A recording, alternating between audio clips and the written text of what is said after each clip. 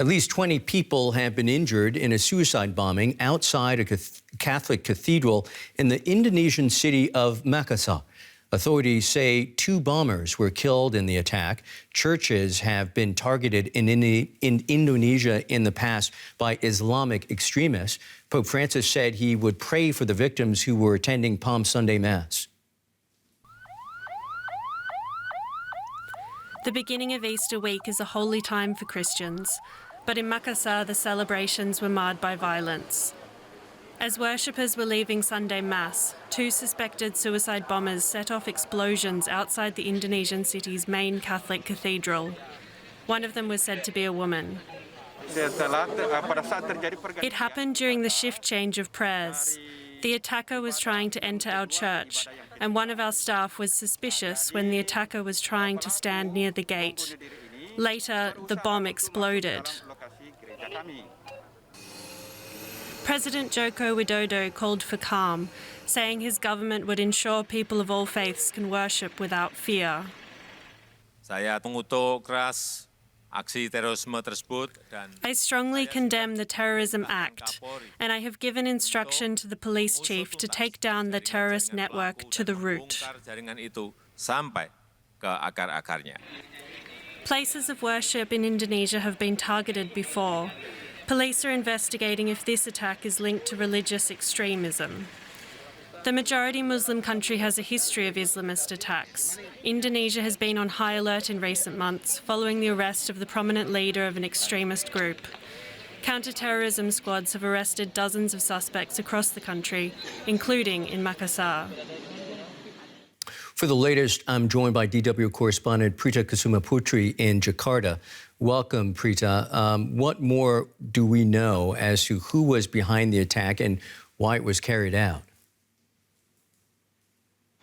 Yeah, the National Police spokesman said that the authorities were not able to immediately confirm who was behind the attack, as everything is under investigation right now.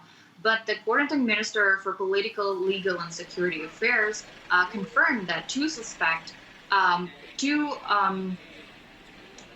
are dead and about 20 people were injured.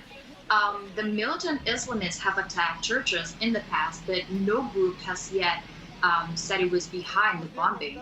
But an expert on terrorism at University of Indonesia, Stanislas Rianta, said that it was likely that the perpetrators came from Jamaah Ansar Daulah, or GAD. It's a radical group affiliated with Islamic State, because he said that the Sunday's bombing, was carried out the same way as the one that happened at Surabaya Church in 2018, which left more than 30 people dead, and the one that happened at Medan Police in 2019.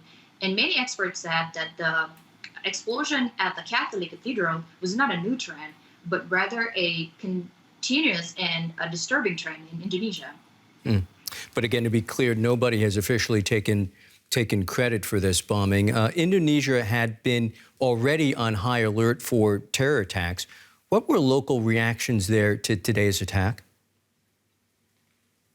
Yeah, we have long suffered Islamic militant violence and has seen a series of attacks, including the deadly terror attack in Bali in 2002, which killed more than 200 people.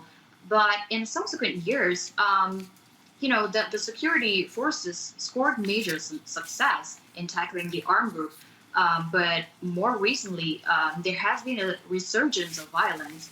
The Indonesian Minister of Religions strongly condemned the bombing, and also the head of Indonesian Council for Churches also said that the attack on people celebrating the Palm Sunday was cruel, and he urged people to stay calm and trust the authorities. And the head of Indonesia's counterterrorism agency described the Sunday's attack as an act of terrorism. That's DW correspondent Prita Kusumaputri in Jakarta. Thank you so much, Prita.